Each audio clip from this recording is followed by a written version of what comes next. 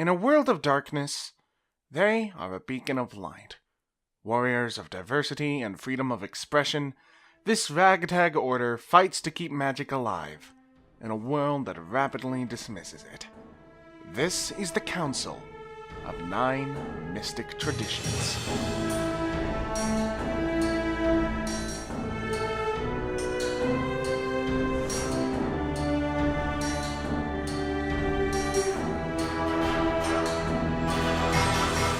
Before we begin the video proper, now would be a good time to establish a format I'm going to be using throughout this series whenever I discuss factions. First, we'll go over their history and origins, then we'll discuss their philosophy, and lastly, we'll look at their various sub-factions. With all that out of the way, let's begin with...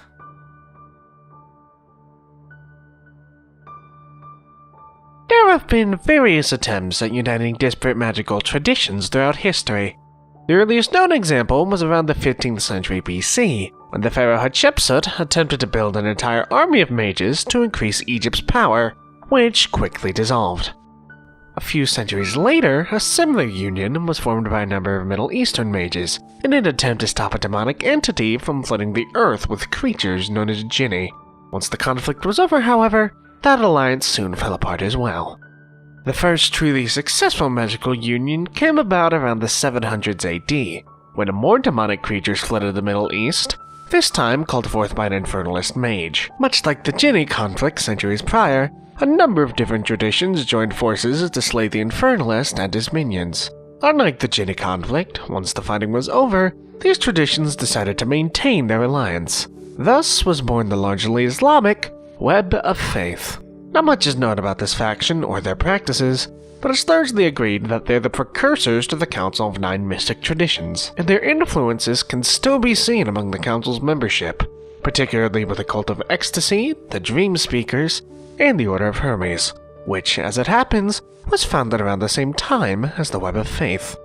The council really began to take shape, all thanks to a man named Shazar the Seer. Shazar was, as the name would imply, something of an oracle, and would frequently suffer from doomsday visions. As he was traveling through the Middle East, he unknowingly wandered upon the spot where the Ali Batin, one of the most powerful magical traditions at the time, were founded. There, he saw a vision of the tradition's founder, a mystical being named Khwaja al-Akbar, who told Shazar to go forth and unite all the world's mages under a single brotherhood. Now, the Batini, given their central idea of unity, and the fact that the message came directly from their founder, didn't need much convincing to get behind this brotherhood, and neither did the Chakravanti, a powerful group of necromancers who would eventually become the Euthanatos. But the more self-centered European traditions were going to take a lot more convincing. Luckily, Shazar had some help from 3 powerful mages.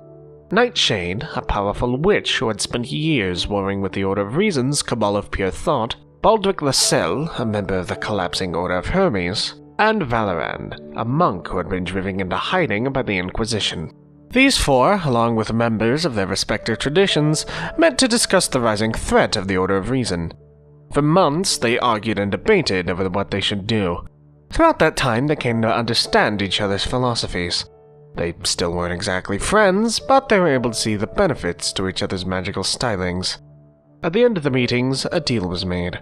Shazar, Nightshade, Valorand, and Lascelles would spend the next 9 years scouring the earth, converting other mages to their cause, and meet back here when the time was up. 9 years later, and the second meeting was called. What had initially been a dozen or so mages essentially having a campout had turned into a massive gathering, with mages from Europe, Asia, Africa, and even the newly discovered Americas showing up. Unfortunately, such a massive gathering caught the attention of the Order of Reason, who nearly destroyed the council before it was born. Thankfully, the Order of Hermes had come prepared and summoned a number of dragons they had previously made pacts with to drive out the Order of Reason's forces. Once the smoke had cleared, the mages decided they needed a safer place to meet. So, they created Horizon, a small realm in the spirit world that would act as the Council's base of operations for centuries to come. The next 9 years involved very serious and very violent debate about the nature of this grand brotherhood. Eventually, the mages decided on 9 seats, one for each of the magical spheres, an idea that had only recently been codified. Who exactly would occupy these seats was another point of contention. The Order of Hermes was all but guaranteed its spot due to the whole dragon thing. The Verbena, the Cult of Ecstasy, then known as the Seers of Kronos, and the Celestial Chorus, then the Quas Celeste, were also pretty safe, considering that they were founded by Nightshade, Shazar, and Valoran, respectively. The Euthanatos and Alibatin were granted their spots due to their world-spanning influence, and the Agashik Brotherhood were chosen for their control of China. The last 2 seats were filled in by the Seleficati, alchemists who had betrayed the Order of Reason, and the Dream Speakers, a group that was founded almost entirely so the racist mages of the old world had a dumping ground for more quote-unquote primitive magic. Thus, the Council of 9 Mystic Traditions was born.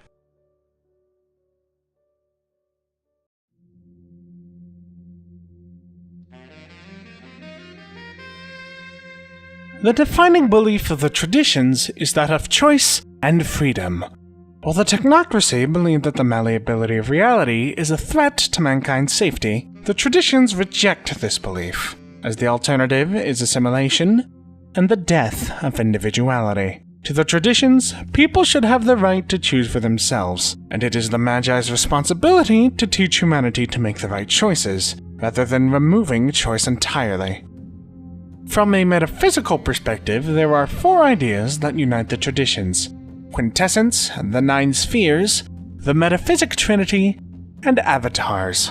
Quintessence is what the mages refer to as the building blocks of all reality. While every facet of reality is technically quintessence, it can also be found in small, concentrated pockets known as tasks. A mage can use tasks to power their spells, pumping their magic with quintessence to perform legendary feats.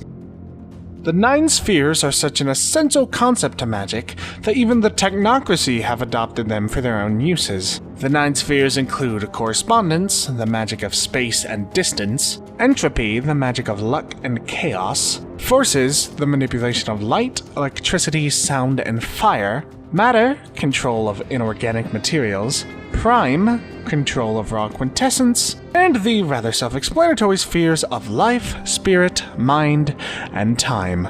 Third, appropriately enough, is the metaphysic trinity. Essentially, the universe exists in 3 distinct phases: dynamism, a state of creation; stasis, a state of preservation; and entropy, a state of destruction. This is very similar to the werewolves' idea of the triad, though it's unknown if these concepts are related. Mages often lead towards one of these 3 phases, and which one they prefer can affect their magic. This idea is known as resonance, and, while generally harmless, having too much of a particular sort of resonance can result in one's perception of reality becoming dramatically, and in some cases irreversibly, altered. This is known as the quiet, and, much like resonance, comes in 3 flavors. Madness results from an overload of dynamism, and causes the mage's world to constantly be changing, and makes it impossible for them to tell what's real and what isn't. Necromancers, and those who dabble in entropy, risk succumbing to jour, a state where one becomes obsessed with death and slowly begins to take on the appearance of a corpse. Lastly, clarity affects mages who embody stasis, and causes them to pursue one task and one view of reality single-mindedly, eventually turning them into a mindless drone. As you can imagine, a lot of devout technocrats tend to suffer from clarity. Last, and certainly not least, is the avatar. Put simply, a person's avatar is their spirit that reincarnates when they die. Technically, everyone has an avatar, but mages are able to harness the power of their avatar to warp reality. A mage's avatar often manifests to them as an entity separate from themselves, or a sort of voice in their head. They also tend to lead their mages on seekings, which are deeply personal and spiritual events that can lead mages to gain a better understanding of themselves, and theoretically, lead them to ascension.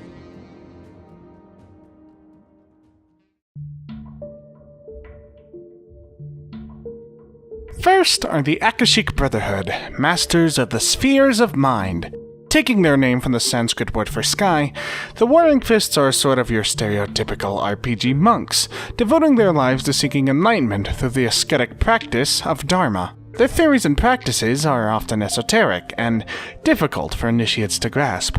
But those who do are always in the front lines when the technocracy comes calling.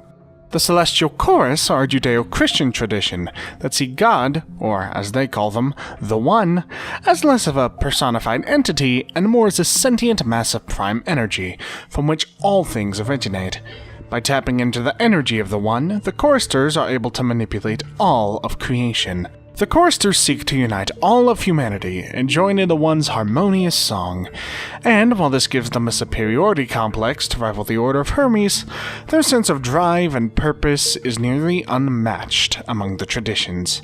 The Cult of Ecstasy are mages who seek to transcend the human condition through sex, music, and, most notably, drugs. To the ecstatics, the secrets of the universe can easily be sensed if a mage just extends their perceptions beyond the physical form, thus the frequent use of hallucinogenics in their magical rituals. Many initiate mages are drawn to the cult's supposed hedonistic lifestyle and often fail to take its practices seriously, but those who do become powerful seers and oracles due to the cult's seat as the representatives of time magic. Dream Speakers are shamans, using their control of spirit magic to commune with the spiritual essence in all things. Dream Speakers are the most solitary of their conditions, as every mage's spiritual journey is different. Other mages may view their magic as primitive and simple, but a true wizard knows not to discount the wisdom of the shamans. The Euthanatos are the enforcers of the cosmic cycle of life, death, and rebirth.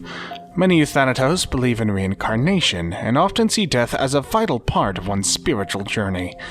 Thus, when they feel something or someone has run its course and become harmful, they take it upon themselves to push the cycle along. Masters of the chaotic entropy sphere, the Euthanatos have to be careful that they don't succumb to Jor. Their job is a thankless one, but vital nonetheless.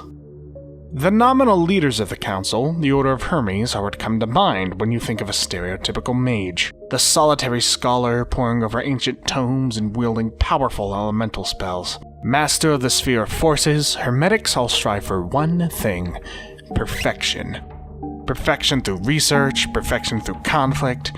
Hermetic mages are fanatic scholars and constantly work to improve themselves. Despite once being a large enough fellowship to rival the technocracy in its entirety, since the Renaissance, the Order of Hermes have been rapidly losing their power due to infighting, with multiple sub-factions leaving the Order to form their own traditions. Still, the Order of Hermes has never lost the spark that is at the heart of its existence.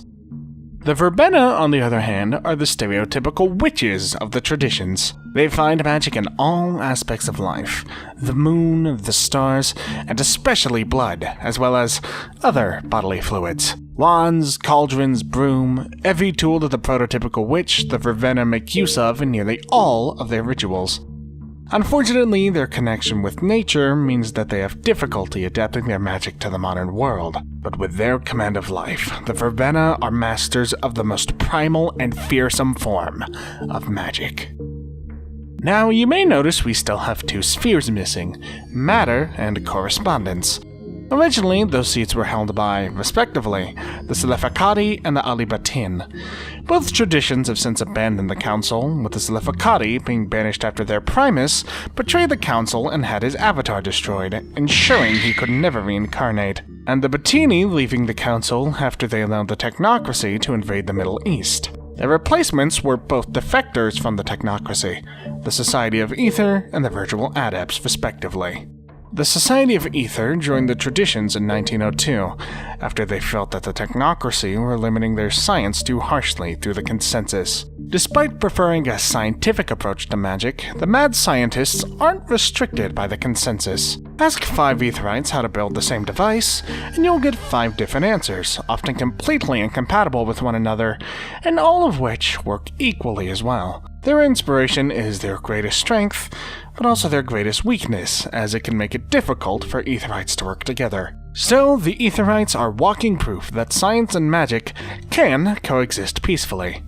The virtual adepts joined the traditions during World War II, after the technocracy outed their most prominent member, Alan Turing, as gay, to punish them for going against the consensus. The adepts are the digital to the Aetherites' analog. To them, the universe is like a computer, running on predetermined mathematical formulas and processes, and to alter reality, one simply has to tap into and alter these processes. Put simply, the adepts want to hack the planet. Hack the planet! Hack the planet! Shut up and get in the car! Hack the planet! There are 3 levels of politics among the traditions, with the first and most important being the Council of 9. The Council, as the name implies, consists of 9 mages, each the most respected among their tradition. The highest mage in each tradition is known as the Primus, and has a seat in the Council of 9. Initially, the Council would meet every 9 years in Horizon to discuss political matters among the traditions. This lasted until 1999, when the Horizon realm and most of Earth's most powerful mages were wiped out in an event known as the Avatar Storm, a flood of energy caused by the ancient vampire Zapathasura awakening in India. Since then, what mages remain formed the New Horizon Council, the tradition's new ruling body based primarily out of New Zealand. Just below the Council of 9 are chantries. A chantry is a haven where groups of mages gather together. Often, chantries are placed near nodes, natural springs of quintessence. While some chantries are run as a democracy, most are controlled by a council known as the Deacons. Think of the Deacons as a mini Council of 9, though the precise number of Deacons varies from chantry to chantry. They control the internal affairs and help the various cabals handle disputes. Which leads us handily to cabals, the lowest rung of tradition politics. A cabal is, put quite simply, a typical RPG party, a group of 3 to 5 mages united for a single purpose. Often, a chantry is made up of any number of cabals, and the Council of Deacons is often a cabal itself.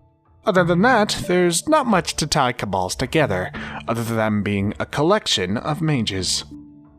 And that is the Council of 9 Mystic Traditions.